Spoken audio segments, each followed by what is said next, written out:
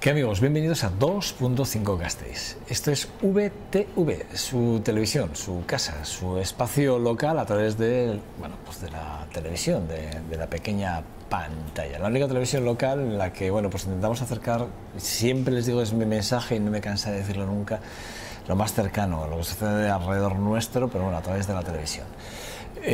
Hoy es día 4 de diciembre.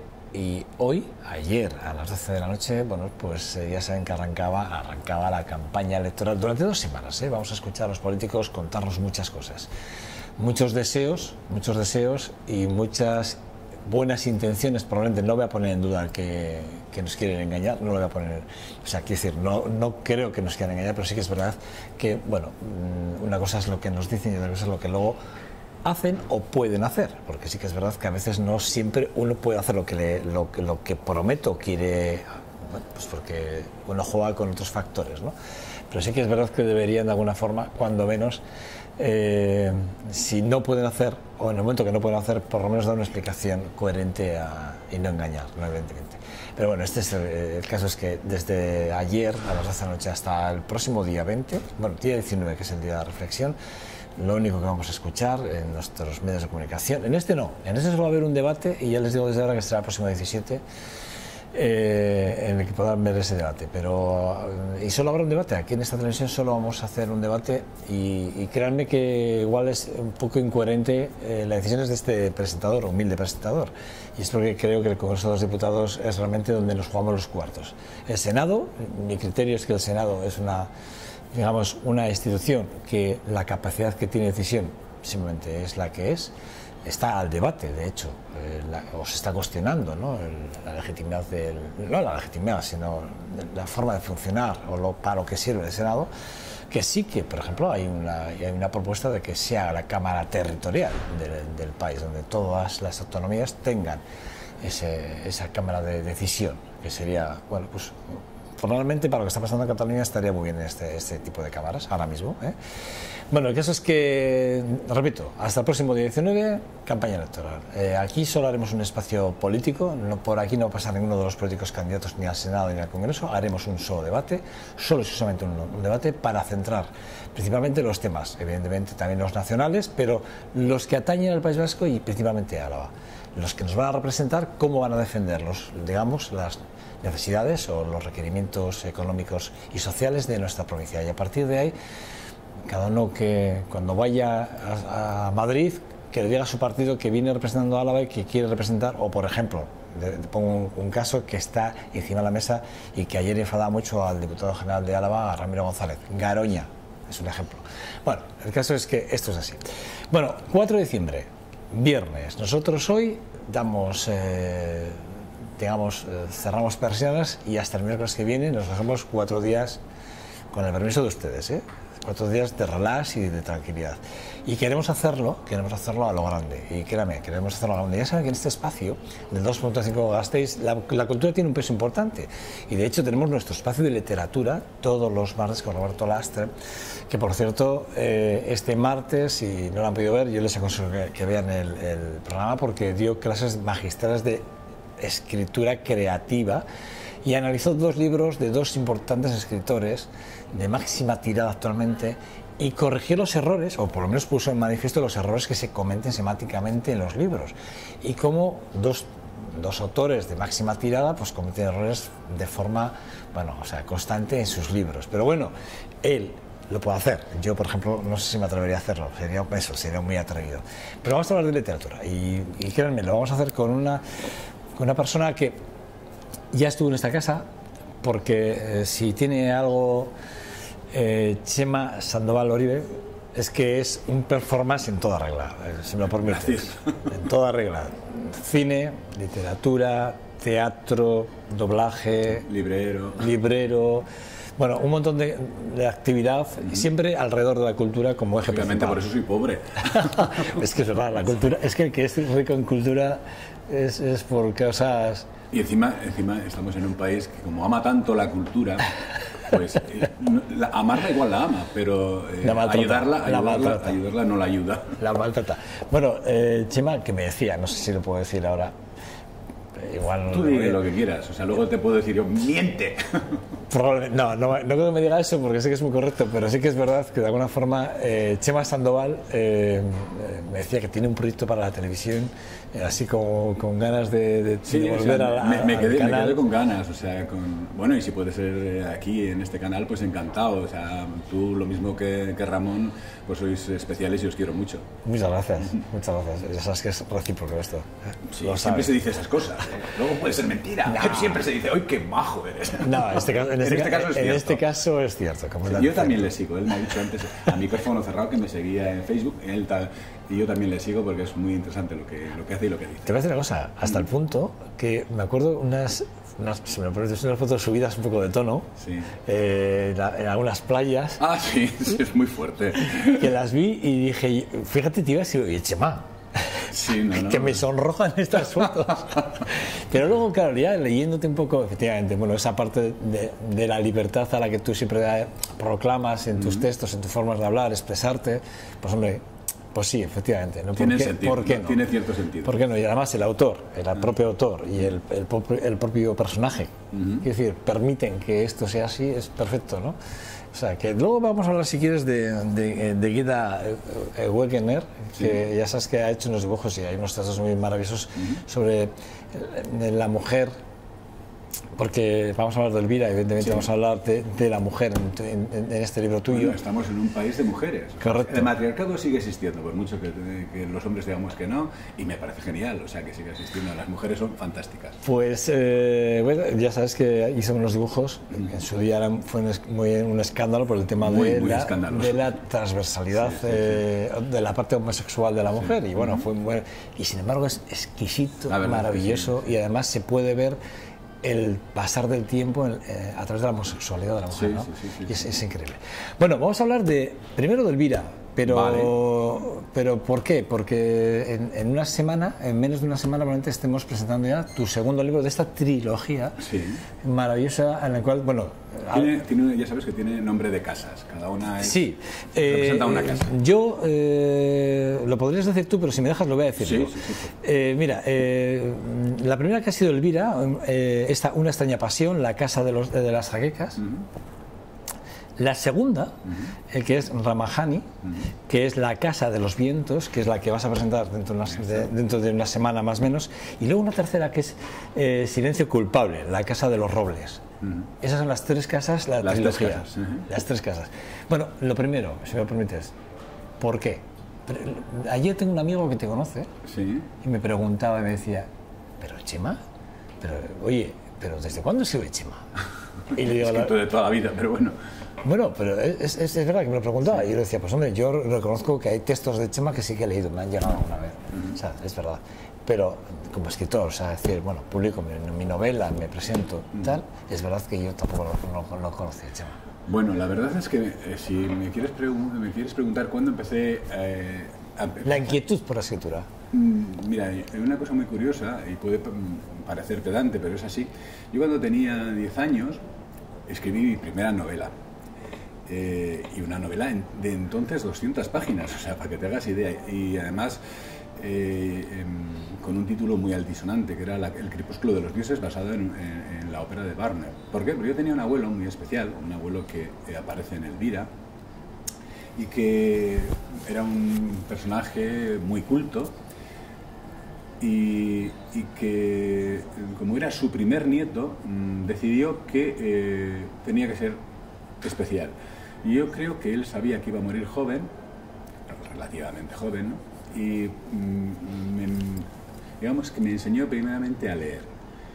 Me enseñó a leer una cosa que hoy puede parecer una barbaridad. Con 3 años ya sabía leer, a los 4 ya leía muy bien. A los 5 él me ponía clásicos para leer.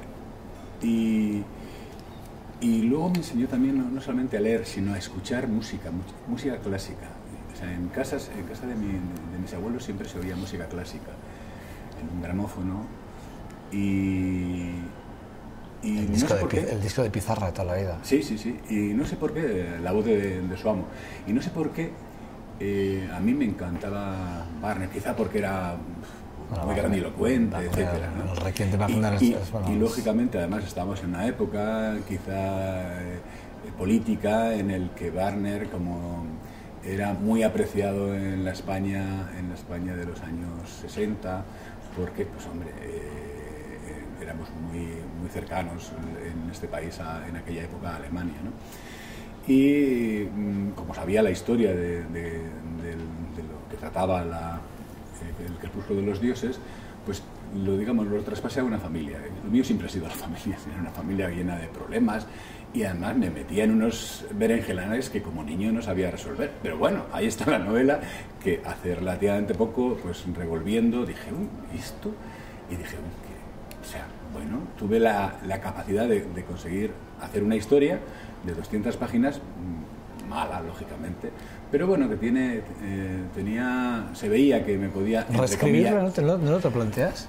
¿Reescribirla, Pues no sé. Ahora ya, con el tiempo. Quizá, por ejemplo, salvando las distancias, pues Elvira puede tener algunas connotaciones muy similares, ¿no? Pero quizá porque en el fondo todo escritor tiende indirectamente a escribir de sí mismo. Entonces, pues hay cantidad de cosas que yo apuntaba en ese crepúsculo de los dioses que aparecen en Elvira. Y dices, bueno, pues puede ser una puesta al día de Crepúsculo de los dioses, y le he cambiado el título, he puesto Elvira, una extraña pasión, la casa de las jaquecas. Bueno, no está mal, pero sí que es verdad que Elvira, que es una trilogía, y vamos a contarlo bien, porque realmente Ramajani, es que él me ha dicho que no lo pronuncie como realmente deberíamos de pronunciarlo, me ha dicho que hay que españolizarlo, y entonces Ramajani. Ramajani es la segunda parte, teóricamente. Sí. Pero en la práctica, o sea, en la realidad... Es la primera. Sí. Sería la primera, porque Elvira, una extraña pasión, la primera casa, digamos, desde los años 20 hasta el 2010, y sin embargo ya Ramajani empieza en el siglo XIX. Ahí está, es todo el siglo ¿Principios, XIX. ¿no? ¿O es principios o mediados? Mediados, más o menos. Vale. Mediados hasta que acaba realmente Elvira. Y sin embargo, El silencio va a ir, que es la tercera casa... Sí. ¿Acabaré en el 18? En el 1918, más o menos. Sí, más o menos. Si aparece en el año que viene la novela, entonces igual en el 19, o sea que tendré que volver a cambiar los finales. Bueno, lo que sí que es verdad es que el orden de lectura sería primero Elvira, sí, evidentemente. Es una cosa importante para los además lectores. Hay una cosa que, vamos a ver, te quiero decir, que la gente, por ejemplo, que se pueda comprar Ramajani, La casa de los vientos, no tiene por qué haber leído Elvira, son totalmente independientes. Una cosa es que esta trilogía cuente la historia de un marquesado, del marquesado de Fuenteverde, no es exactamente el marquesado ese, pero bueno, el título real, pero vamos, para la novela, el marquesado de Fuenteverde o la familia San Esteban. Entonces, lo que hace es digamos, departamentos estancos. Elvira y todos los personajes que acompañan a Elvira empiezan y acaban. El Ramajani tiene personajes que se repiten en Elvira, lógicamente son más jóvenes, y bueno, lo que sí te puedo decir es que ves la evolución que tiene ese personaje, para que luego entiendan, por ejemplo, cómo actúa y por qué actúa de esa forma en Elvira. Por ponerte el caso de uno de ellos, es Ramón, el abuelo de Elvira, es un personaje un tanto siniestro. Entonces, aquí, claro, es un personaje joven y ya se le ve la actuación que va a tener en el futuro, viendo cómo actúa con su padre, ¿no?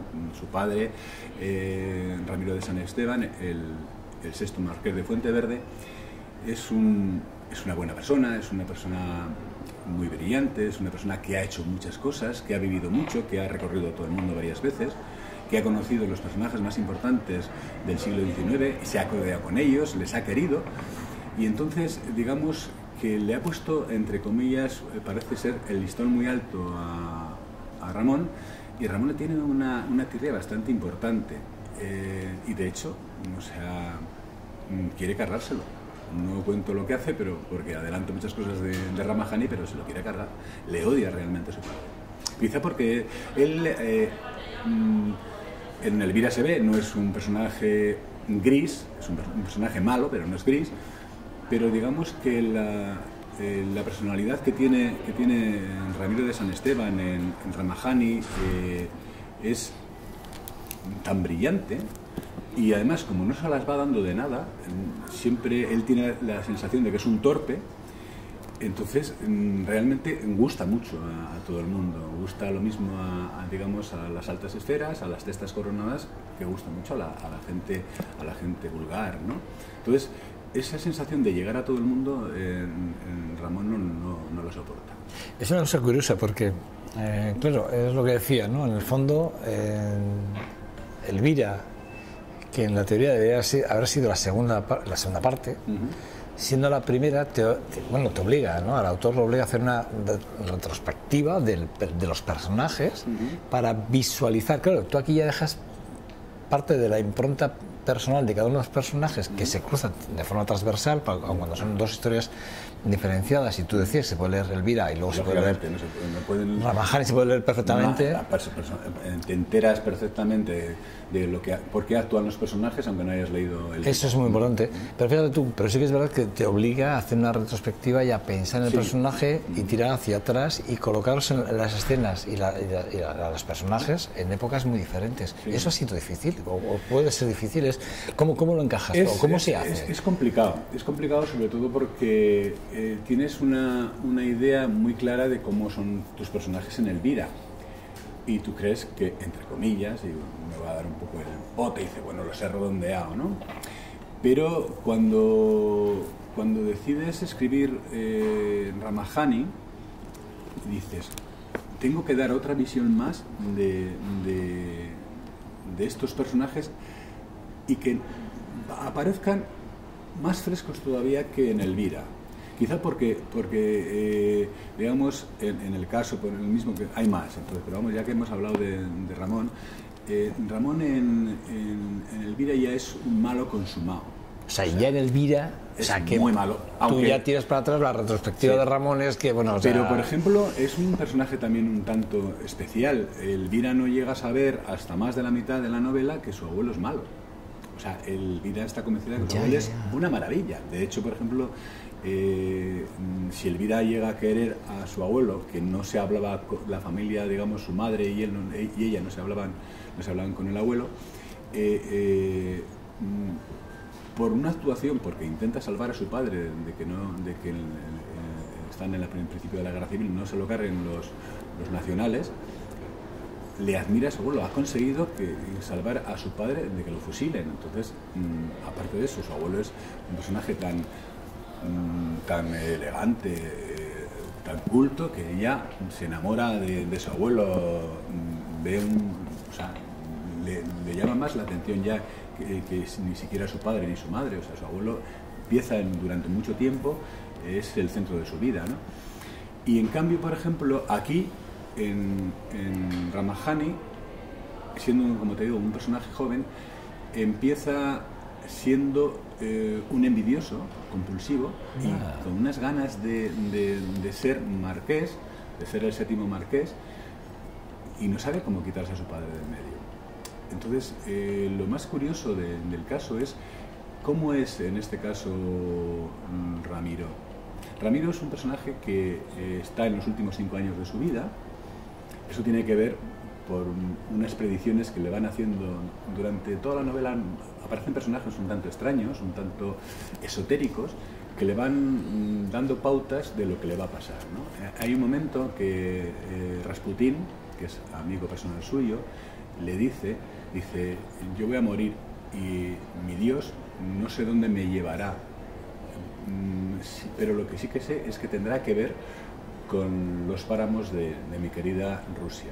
Dice, pero lo que sí también te puedo decir yo a ti es que los tuyos van a tener que ver con tu querida España y con tu casa, la casa de las jaquecas. Pero le dice una cosa más, dice, pero escucha, a mí me van a matar, pero no envidio en ningún momento tus últimos 5 años.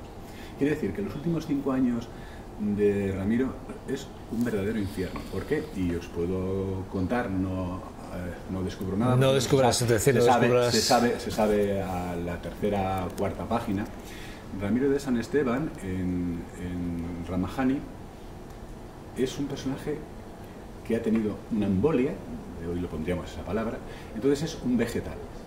Todo el mundo que está alrededor de él cree que es un vegetal y que ni siente ni padece. Entonces se habla delante de él, se dicen barbaridades, se le da, siendo el marqués, se le da lo peor de comer, se le tiene apartado en una esquina del palacio, es decir, que en un sitio que él había creado y que tiene mucha importancia en esa novela, que es la biblioteca.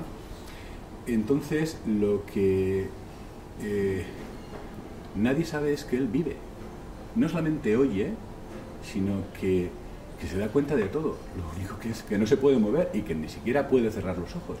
Entonces lo que realmente es terrible es saber que la gente dice barbaridades y tal, y que encima no se dirige a él. Entonces se le hace eterno, los días son eternos, hasta que en un momento decide hacer una cosa, y es contarse su propia historia, para no aburrirse, para llenar tiempos, y empieza a contar la historia de Marqués de Fuentealba. Bueno, todo esto porque en tus manos cayó una carta, una carta real dirigida... No digan nada, suelta. ¿Y una? No, decía, una broma. No, a ver, lo de la carta hay que contarlo, ¿no? Sí, lógicamente, sí. Venga, cuéntalo. Luego ya veremos lo que tú quieras contar, lo cuentas, ¿eh? Pero lo de la carta hay que contarlo porque es muy curioso, sí, es cierto. A ver, yo creo que es, o sea, para saber por qué Chema Sandoval llega a la conclusión de que tiene que escribir una trilogía, hay que hablar de esa carta. Ahora bien, tú ahora cuenta la carta lo que tú quieras contar. Yo no voy a contar más de lo que tú... Vale, en mis manos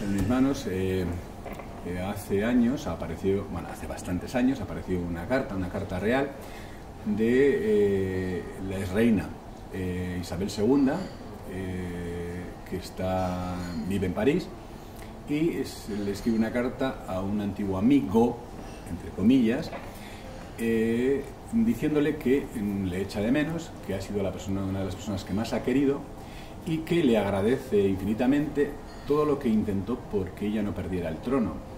Y no solamente ella, sino otras testas coronadas. Entonces eso yo me quedé como muy flipado, dije, uy, porque no había oído... A mí me ha impresionado cuando lo leí, me impresionó yo mucho. no había oído nada sobre esta historia. Decía, bueno, la carta era auténtica, la firma de Isabel II era auténtica, y yo me puse en contacto con diferentes amigos míos y conocidos que saben de historia y que algunos de ellos son especialistas en Isabel II, y se quedaron flipados. Me decía, ¿pero qué vas?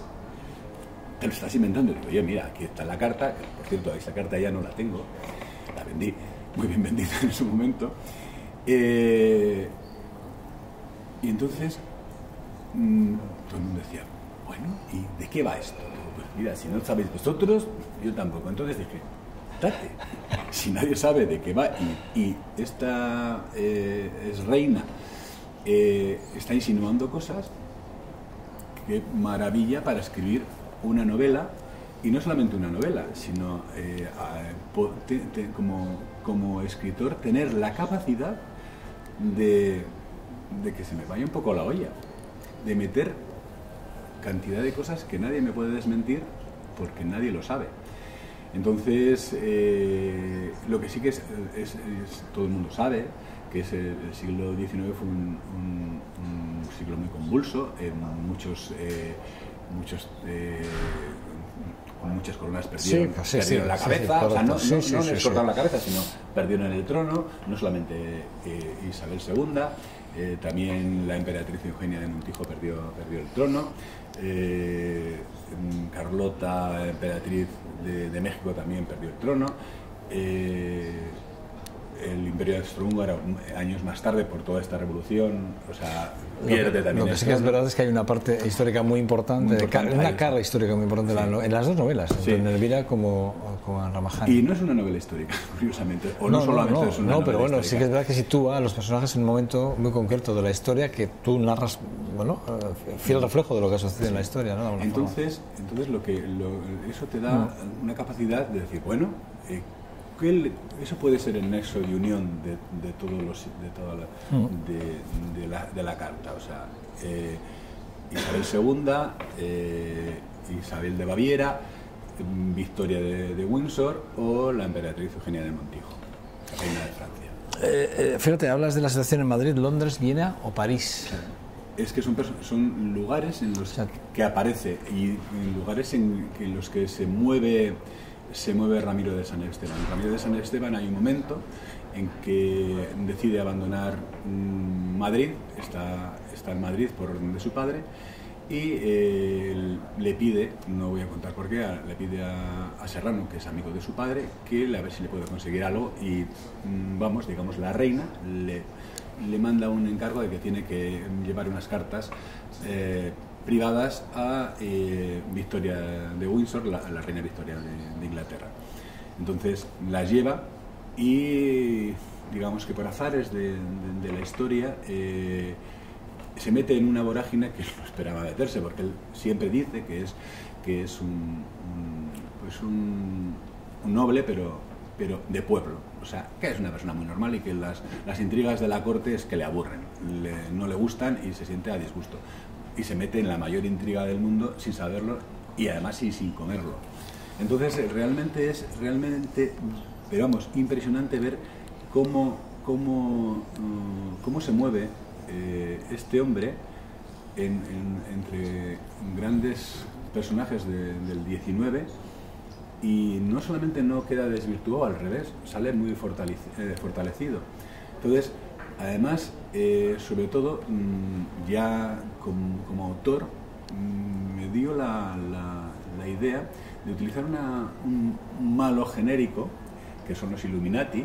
Hombre, los Illuminati famosos. Siempre viene bien. O sea, cuando no sabes qué poner, dices, bueno, pues los Illuminati se cargan con toda la historia. Bueno, entonces, como además se mueve también por Alemania, por Austria, donde, por ejemplo, los Illuminati de Baviera fueron los más importantes en el 19, pues tiene mucho que ver, ¿no? Pero había que unir todos esos personajes no solamente con las testas coronadas, que puede ser, ya sabes que los Illuminati lo que querían hacer es un cambio mundial. Sí. Los el gobierno un día habría que hablar de los Illuminati aquí, no he hablado nunca de ellos. No estuviera centrado en las testas coronadas, sino que fuera un gobierno un poco del pueblo, que hubiera igualdad entre hombres y mujeres, que a la mujer se la dejara educarse, etcétera, etcétera, ¿no? Entonces, con todo eso dije, bueno, vale, bien. Tenías mucha carga argumental, sí, ¿no? Como historia, además, para poder... además, sobre todo para hacer una unidad. Digo, pero bueno, a ver... Una trama, en el fondo, ¿no? Porque hay mucha parte de espía, ¿no? Es trama de la novela de La Casa de los Vientos. Y entonces había una cosa más curiosa. No era demasiado endeble para la situación de por qué Ramiro de San Esteban, por qué no otro. Y entonces a Ramiro de San Esteban, y es una cosa que se hacía también dentro de la aristocracia, que uno de los hijos o de las hijas, lo mismo que en la España de los años 50, 60, pues uno de los hijos terminará siendo o fraile o monja o cura. El padre de Ramiro decide que la más bella de todas sus hijas pues vaya a las Descartas Reales de Madrid. Entonces la mete monja y esta mujer empieza a tener visiones que tienen que ver con el futuro de toda la humanidad. Entonces, y tiene que ver con la idea de cambio que tienen los Illuminati. Entonces hay la unión. Entonces las cosas se empiezan a mezclar. Tres casas. Elvira, una extraña pasión, la casa de las Grecas. Es esta que tengo aquí. Gorda. Bueno, ya se ve, ¿no? ¿Cuántas páginas tiene? No lo miro. Casi 700. Casi 700 páginas. 700 páginas. Que, por cierto, ediciones Vale, ya no eso es. Ahora va a salir además editada con Roberto Lastre, con nuestro periodista amigo. En vez de hacer una segunda edición, porque la primera edición de Elvira se acabó, este es mi libro, el único que tengo. Sí, es lo primero que me ha dicho. Lo tengo más que y se va. Y es el mío, si no le daba una, yo se va.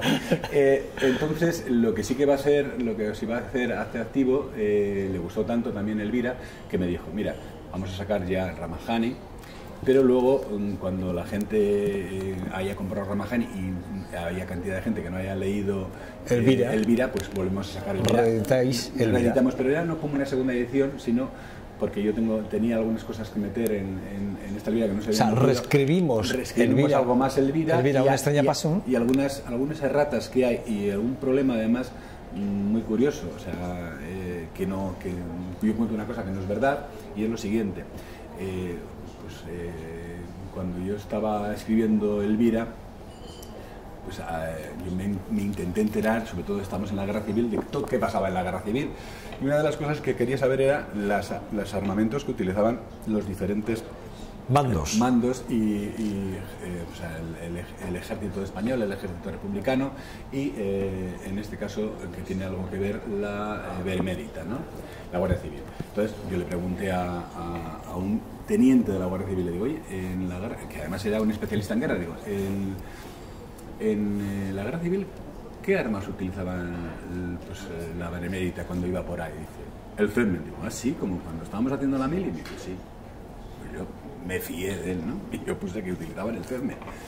Y cuando salió Elvira, pues una de las cosas que me dijo un señor que le gustaba mucho pues, el tema de la guerra civil española, me dice, oye, los guardias civiles no usan el Feldman, usaban un subfusil. Un subfusil, efectivamente. ¿Cómo de hecho, tan...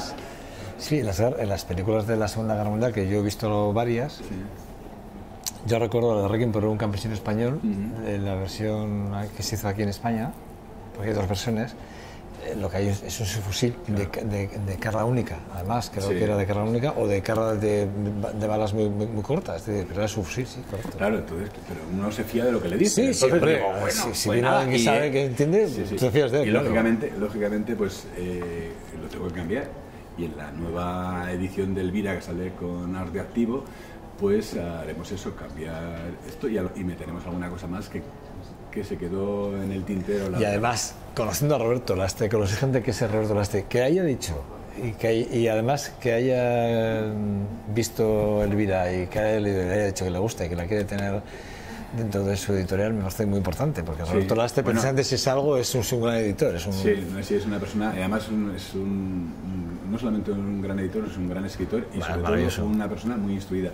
Pues yo te voy a contar una cosa que breve, Elvira dice, me ha gustado mucho, pero Ramajani dice, Ramajani mucho más, me ha fascinado, sobre todo además porque dices, hablas de unos mundos que no hemos hablado nada y tiene que ver, Ramajani es un nombre indio.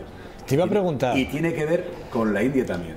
Bueno, tiene que ver más que con la India, ¿no? Sí, con la India, con todos los países de Europa, con África, con Egipto. Es que hay una que tú me ibas a decir, si me hablas del Antiguo Egipto, si me hablas del budismo, bueno, de la inmortalidad, de la eternidad. Digamos que es un libro en el que pasa de todo, o sea, hay de todo. O sea, bueno, esto esta semana, ¿cuándo presentamos? ¿Sabemos ya la fecha? Sí, además quiero que todos ustedes, si quieren, aparezcan por allí, porque estaré encantado de saludarles, porque sois viejos amigos míos, todos vosotros.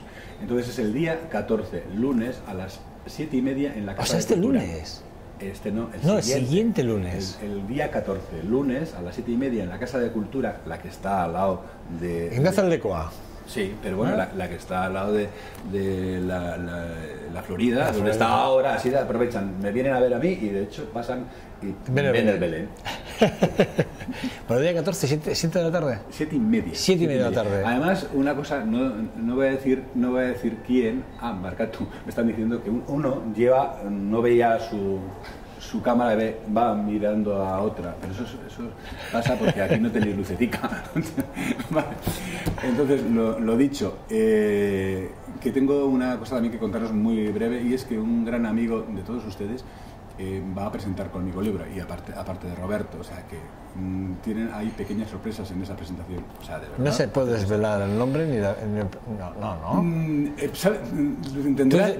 Yo no te voy a obligar a que entenderás por qué. Antes has estado hablando de que ahora que estamos ya en la final es un político. De políticos, vale. Entonces es un político. Entonces hubo un momento, eso también lo puedo contar, que me dice otro político, me dice, pues yo también voy. Si va, dice, además, y digo, no solamente vas tú, va al otro, y me decía Roberto, oye, más que tu presentación va a aparecer un meeting. Digo, pero bueno, la ventaja que tienes es que no les va a dejar hablar a ninguno. O sea, bueno, en la presentación de Elvira estuvo Javier Maroto. Sí, todo hay que decirlo.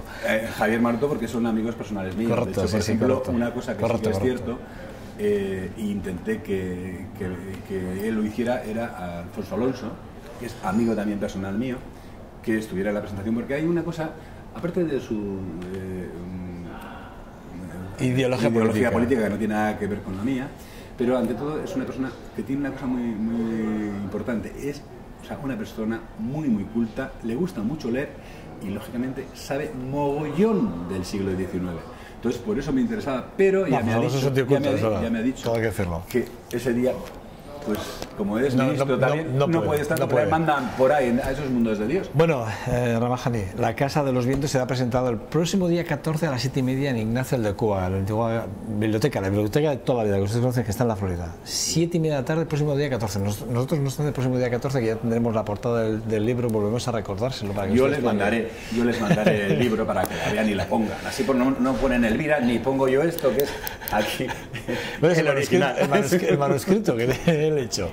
Bueno, Chema Sandoval. Oye, es un placer verles a ustedes, no verles, que me vean ustedes a mí, pero estar con ustedes y con él que es un encanto, Joseba. Un lujo, un verdadero lujo tenerte, Chema. No, un lujo es el mío estar con vosotros. Cuídate, espero saber de ese programa que tienes entre manos. Lo que sí que espero es que tú el día 14 vayas por ahí, porque si no, vengo y lo suelto. Voy a decir una cosa, me suelo comprometer a muchos actos sociales a los cuales luego no puedo ir, pero porque evidentemente este programa y otros medios a los que también... No saben ustedes lo que cuesta hacer un programa como este. Sí. Bueno, este programa, como muchos otros a los que también estoy, también pues le dedico mucho tiempo. Radio y televisión, hago las dos cosas y por lo tanto tengo mucho trabajo y la verdad es que intento... Luego tengo familia, más amigos, ya sé que tienes niñas, más un montón de cosas en las que me he metido y que hay que intentar salir de ellas como se puede. Entonces, claro, pero prometo, y de verdad, ten en cuenta que pasaré por allí. Pasaré para dar cumplido, hacer cuenta, además haré fotos para al día siguiente poder hablar de tu presentación. Muy bien, ¿vale? Pues un placer. Es que ricasco, ¿eh? Muchas gracias. Y a ustedes, invitados están. 14, 7:30 de la tarde, presenta Chema Sandoval una parte de esa trilogía con Ramajani, La Casa de los Vientos. Yo me he comprometido y ahí voy a estar. Bueno, pausa para la velocidad y regresamos en nada, en menos de 2 segundos, ya con la tertulia que ya los oigo por aquí y además les metí ayer en un compromiso porque vamos a analizar un poco los datos de la encuesta del CIES que salió ayer y vamos a intentar ver dos caras. Ya enseguida lo van a entender. Hasta ahora.